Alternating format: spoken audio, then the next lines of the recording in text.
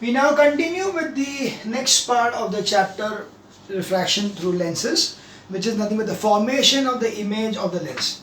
Now in this chapter they have got given a lot of explanations in the textbook about how the diagram is made. So we will not go through those write-ups which are there in the textbook. We will just understand how the figure is to be drawn over here. So one by one we will draw the figures and understand those things with the application. So that is what we are going to do in this chapter. We are not going to read much except for the initial part wherever we need the reading to be done. So we'll just take that much part. So let's start with the thing. So principle of ray diagrams principle of ray diagrams. So you got the ray diagrams are going to be drawn using three principles. So first thing is that you are going to, when you are going to show, so suppose if this is the lens, so we take this as a lens, so this is the optical center and this is the lens over here. Now you will always consider that the object is on this side, okay, so object in the left hand side, and so on the left hand side there will be an object. So we are going to take an object. At every point we are going to take one object, unless until the object is very far up, we cannot see it. And from the point, so this will be 2 points of the object, this is point A and this is point B of the object, we are going to take 3 rays. Now these 3 rays will be such that they have got a standard kind of a, we can say a rule which they are going to follow. So what is the rule? First thing is that we know what is the definition of optical center, that if a ray of light passes through the optical center, then it will go undeviated. So we see that if I draw a line passing through O, it is just going to go undeviated. So we see that incident ray and refracted ray. So we see incident ray passing through optical center O, refracted also passes through optical center, that is center, which is O, which it goes undeviated. So this is undeviated. Okay, this is the first rule. The second is, we studied that if the ray of light are parallel to the principal axis, so if a ray of light is parallel to the principal axis, after refraction they are going to converge at a point, so that point is nothing but the F1, okay. So we very well know that, F2, which is the point of convergence. So that's why this ray is going to go from here to this. So if I have the ray of incident ray parallel to principal axis, it will deviate to give you passing through focus F2. It passes through F2. Okay. So incident ray, if it is parallel to principal axis, then the refracted passes through F2. See the third case now. The third one is, if it is passing through F1, then any ray of light which is passing through F1 over here, it will become parallel to principal axis, because any ray passing through F1 becomes parallel to principal axis. That is what we studied in the earlier video. That was how we defined the principal axis F1. F1 was that particular focal point from where the ray of light which is passing through becomes parallel to the principal axis after reflection. So that is why we have over here that passing through focus F1, it will become parallel to principal axis. So you will always find that whenever you are drawing any ray diagram, you will draw minimum 2 rays out of these 3, and if possible, better make all the 3 rays. So if possible, we can make all the 3 rays, and if not possible, at least 2 rays will be required to show this particular ray diagram. And accordingly, what will happen, that these three are going to intersect at a point, and that particular point you will be getting the required reflection. So accordingly we will know that whether the reflection, what are we going to study about the reflection will be whether the reflection is real or virtual. Secondly, whether the reflection is of the same size or diminished or magnified. Okay, so that is also the other thing what we are going to see over here. And thirdly is what is the position of the image. So what is the position of the object and what is the position of the image is what we are going to see over here. So the main three principles which are using in, or the rules which are using for making the ray diagram are that if the incident ray is passing through the optical center, then it goes undeviated and passes through the optical center only. If the ray of light is parallel to principal axis initially, incident ray is parallel to principal axis, the refracted ray will be passing through the focus F2. If this is passing through F1, it will become parallel to the principal axis. Now the same principle is also going to be there for concave. So concave is not different. It is going to be the same thing over here. So if this is a concave and if this is the object over here, so one which is going to pass through O will be going undeviated. The next one is the one which is parallel to principal axis. So if it is parallel to principal axis, it is going to go through F2. F2 is over here in this case and F1 is over here in this case. So F2, so it will be like this. So it will go in this manner. And the third one which is passing through F1, the one which is passing through F1 means if it is a line which is passing through like this, it is passing like this.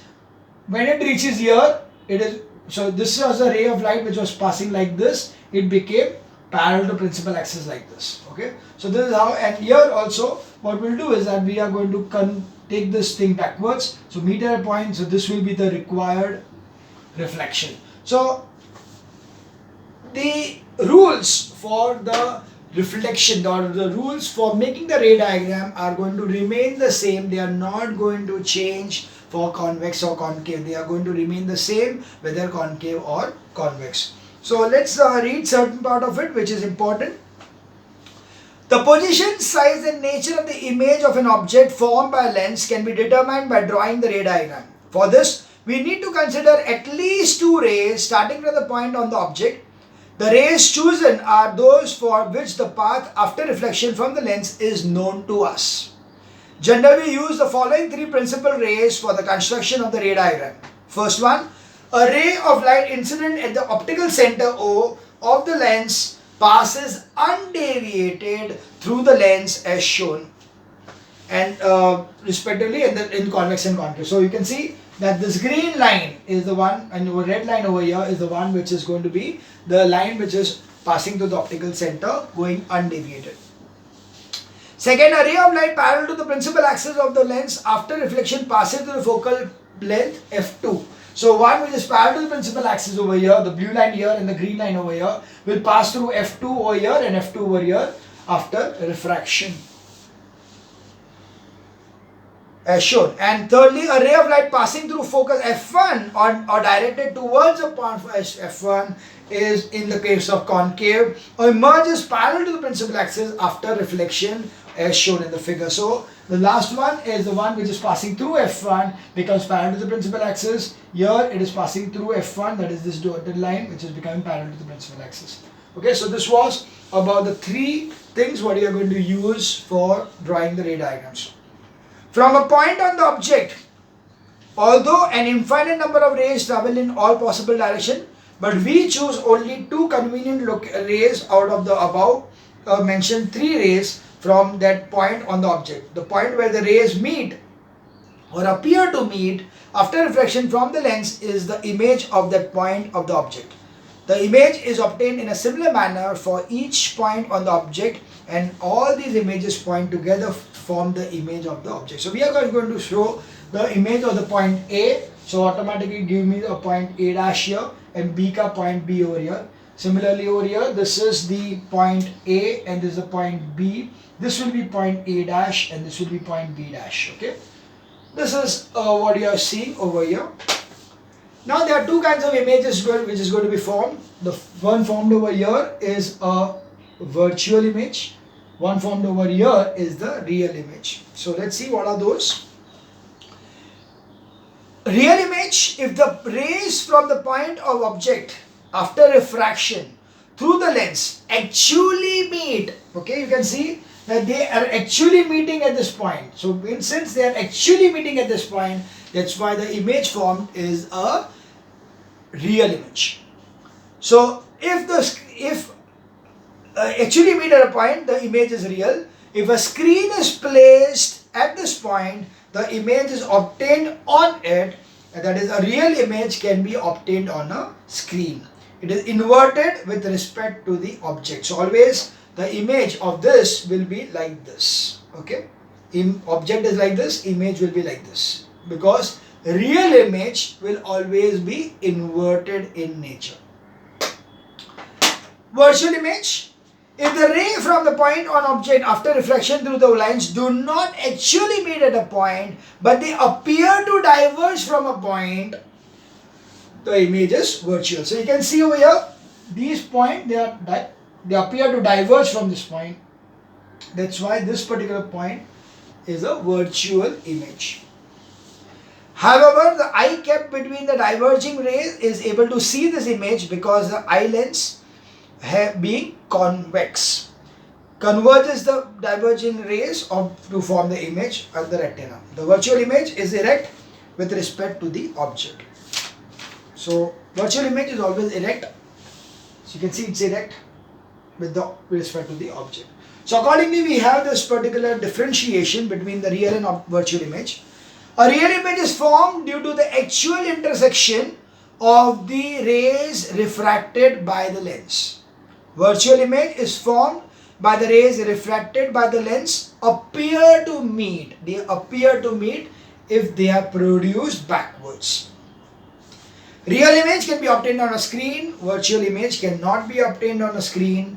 Real image is inverted with respect to the object. Virtual image is erect with respect to the object.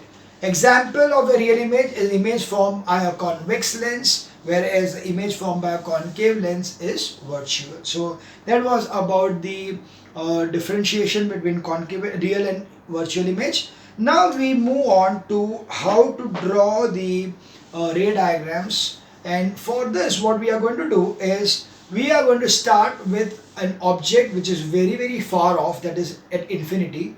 Then we bring it near to a slightly far off, then we bring it to the center of curvature, then we bring it between the center of curvature and the focus, and then on the focus, and then between optical center and the focus. So this way you will be having around, so first, second, third, fourth, fifth, sixth, around 7 ray diagrams of one lens, and 2 ray diagrams for concave, because concave, irrespective of the different positions, the image form will be similar. That's why we are not going to have different ray diagrams for the concave, but for convex we will be having approximately 7 ray diagrams to be drawn for the different images formed by the object placed at different points in front of the lens. Okay, so first of all, let us understand the basic structure of the ray diagram and what are the basic things required in each and every ray diagram. So we see the first thing.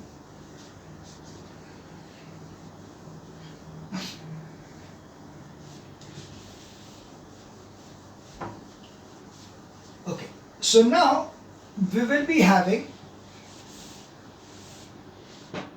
different cases. So first there will be the case 1, उसमें 2 है, A and B, right? So case is dependent on the where the object is placed. So first thing is object location. Second thing what we'll be studying from this will be image location. So where is the image formed? Third thing we'll be telling about the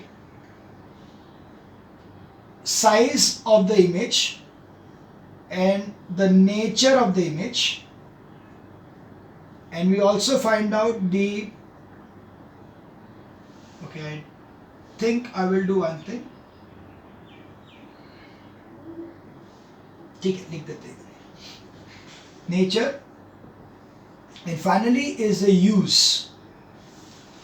So 1, 2, 3, 4 and 5. This 5 things of each and every case, not each and every case का users में सबका जरूरत नहीं है, but yeah, mostly all these will be important in the case of drawing a ray diagram. Okay, so we'll draw the ray diagram one by one for the different things. Now before we start that thing, let me come to the general point of the drawing of the ray diagram. The main thing is that you are going to draw a line which is going to be of 12 centimeters, and you are going to mark points from here. So you are going to have, okay, काम कर ले उसको 13 centimetre कर देते हैं, 1 centimetre छोड़ के यहाँ पे फर्स्ट पॉइंट यहाँ पे that will be C1, sorry, this will be C2, okay, this is C2, okay, then or we'll not take C2 at all, but we'll better say this way, that we are going to say this as 2F1, this one will be F1, this will be O, this will be F2, this will be 2F2. Now all these are at a distance of 3 centimeters. So this is 3 centimeters, this is 3, this is 3, this is 3. So this is making 12. So you are going to extend this line further on both sides over here. So this what we have drawn is actually the principal axis. Okay, so you are going to draw a straight line, और उसके ऊपर after leaving a certain distance, we are going to start with marking of 3 centimeters each. So 2F1, F1, O, F2, 2F2. This is for concave. So all these cases are for convex cases. These are all cases for convex. Right, so this is what you are going to draw. The next thing will be, you are going to draw a line over here, a straight line here. So this is the lens. So how to make the lens? Just take a radius of more than 6, यानी 6.2 के आसपास में, and you take a curvature and draw it like this. Even if you draw it freehand, doesn't matter. For in this case, it doesn't matter. So from this point up to this point, more than around 6.2, from here to here 6.2, and draw this curvatures. So this is your convex lens. Okay, each and every diagram will require this basic thing. So what is the basic thing? I'll repeat once again. A principal axis of more than 12 centimeters, leaving some gap, first point 2F2, 3 centimeters F1, 3 centimeters O, point O over here, 3 centimeters F2 and 3 centimeters 2F2. So this is the basic requirement. This is the basic what you are going to draw in each and every diagram. You will require this particular part as the start, at the start of any particular diagram. Okay, and then you are going to have the objects placed at different locations. So let's take we'll start with the first case. Now the first case is given for the object at infinity. Means it is, a object is placed at a very far off distance, and when anything is placed at a very far off distance, we can consider that the rays of light which are coming to this lens are parallel lens. So that's why we are going to consider that they are lines parallel to the principal axis like this.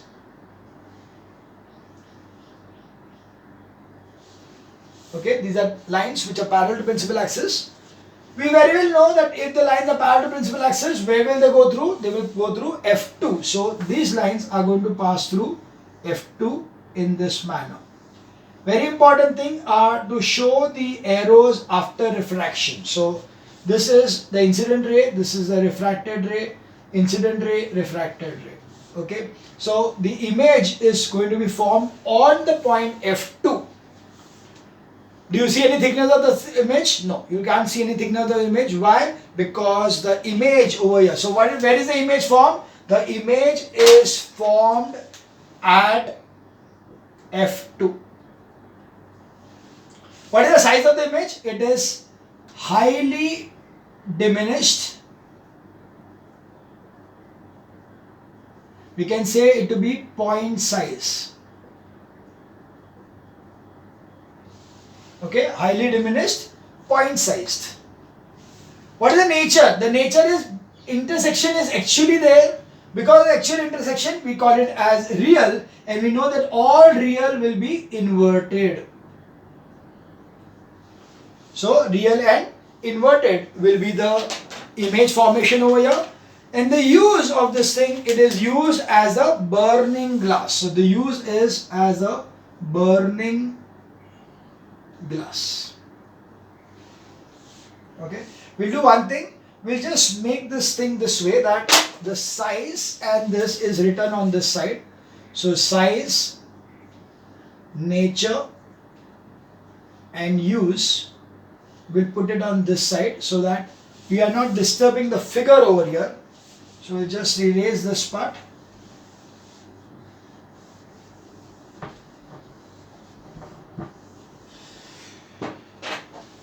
Right, so I'll just make it this way.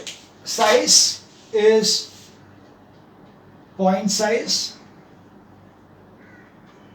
highly diminished. Nature, real, inverted. Use, burning glass. You know what is the burning glass?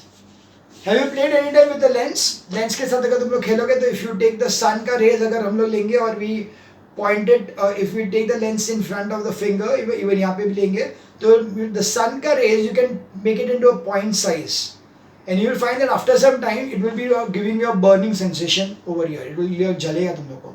You can try that thing. It's fun. और जलेगा नहीं, ऐसा नहीं होगा कि जल जाएगा, but you एक चटका लगेगा तो मजा आएगा वो. तो you can try that thing. Sun rays जहाँ पे आता रहेगा उसके ऊपर लेंस पे रखने का, लेंस उसके बीच में रखने का, सो दैट सन के रेज का एक इमेज यहाँ पे एक पॉइंट जैसा आएगा. That particular point will give you a slight burning sensation, चटका लगेगा. That is why we call it as a burning glass. In fact अगर वैसा रे से अगर हम लोग को हे लाइक द ग्रास का पूरा बंडल रहेगा उसके ऊपर जाएगा तो yes, the bundle will start burning. That's why it is being used as a burning glass also. So yes, that's why the name burning glass given to it. So that was about the first case ka first part. This was case 1A, that is of convex lenses. The ray of light were at infinity and they converging at the point F2. So the size was point size, highly diminished, real inverted, used for the burning glass. The next what we see is point B. So the image and object, we'll just check this out. So we come to the point B. So let's see this part.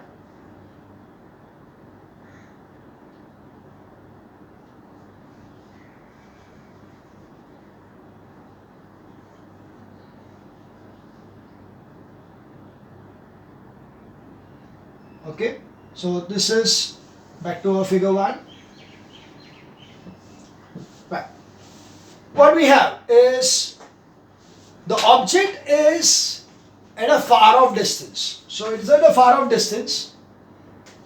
At far off distance.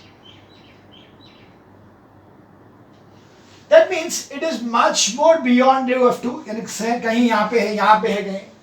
अगर ये point से अगर मैंने line लिया तो they will be coming parallel over here. So if they consider two parallel lines over here, so they are going to come over here in the form of two parallel lines, one coming directly over here and one passing through F1. Okay, there are two parallel lines.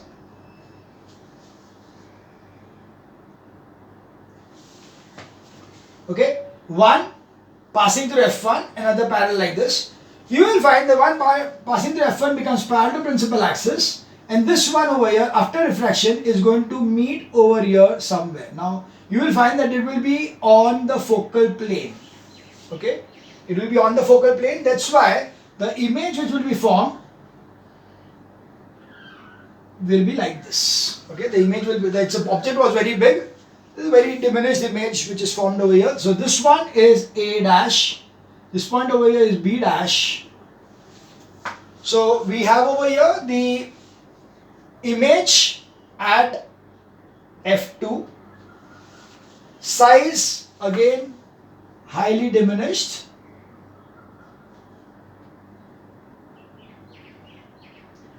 Nature wise it is real inverted.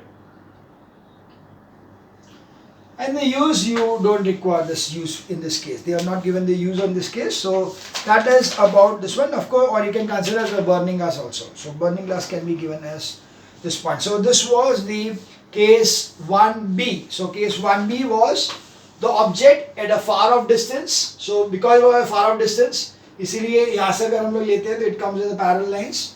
So one parallel line. So we can see, yes, I forgot the arrows. 1 year. After refraction from like this and like this. So this is the figure and this is the image A dash and B dash. So this is the required ray diagram for the object at far off distance. Okay, that was case number 1b.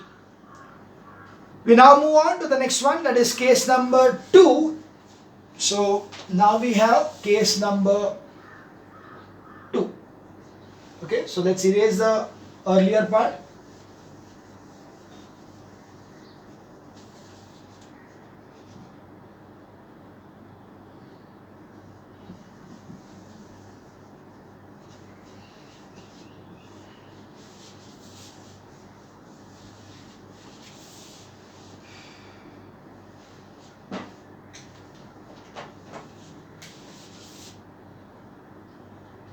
So now we see the next condition.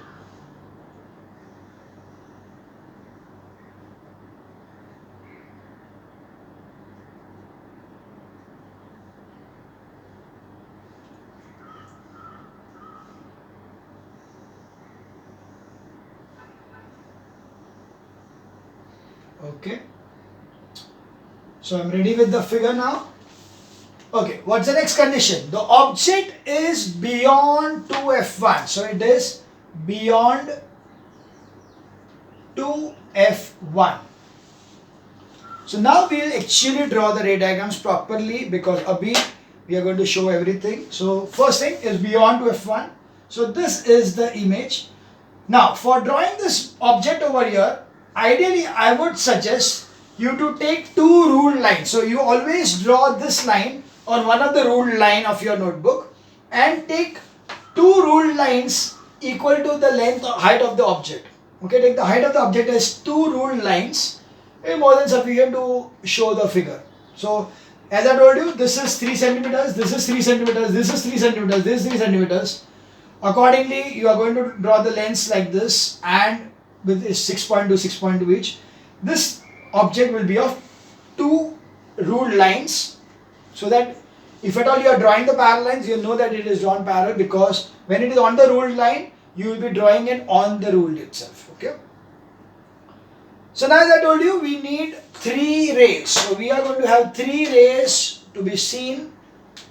Let's see all the 3. Let's see the first one, which is passing through O. So 1 passing through O. If it is passing through O, it goes undeviated like this. So passing through O goes undeviated. So this is the incident ray, this is the refracted ray, undeviated. Next we see is a line parallel to the principal axis. So it is a line parallel to principal axis. After refraction, it is going to pass through F2. Okay. Third one will be the line passing through F1. So there will be a line which will be passing through F1. After refraction, it is going to become parallel to principal axis. So this is the arrows for each and everything. So you can see that all these 3 lines, that is this brown one, green one and red one, intersected at this point. So at that point we are going to draw the image. So the image is seen to be available like this. So this is this is A dash and this is B dash. Now when you actually draw it, you will come to know that this image is shorter than this one. So भले यहाँ पे मैं पता नहीं कैसा दिख रहा है, but here if it is 2 lines, it will be here 1.5 lines के आसपास में. So you will see that the image has reduced in size. So let's write down this part. So we know that size is diminished. What is the nature? The nature is again real inverted. And such a kind of a thing is used in camera lenses. So this is camera lens. Okay. So this is, image कहाँ पे था? It was between f2 and 2f2. Okay. The image was between f2 and 2f2. Is it clear? So this was about the case 2, wherein the object was beyond 2f1. The image was formed between f2 and 2f2. You can see this is f2 and this is 2f2. ये दोनों के बीच में कहीं पे भी है. The size is less than this. इधर जो दिखता हुआ देखो, actually draw it and see, it will be less than this thing. So it is diminished. Nature wise it is real because it is actual intersection of the 3 rays over there. So real and inverted. So real inverted, and the use is as a camera lens. So such a kind of a thing is used in camera lenses. So that was the case 2 for the ray diagram. Now we move on to the case 3. Let me check the timing. Okay, I'll stop here.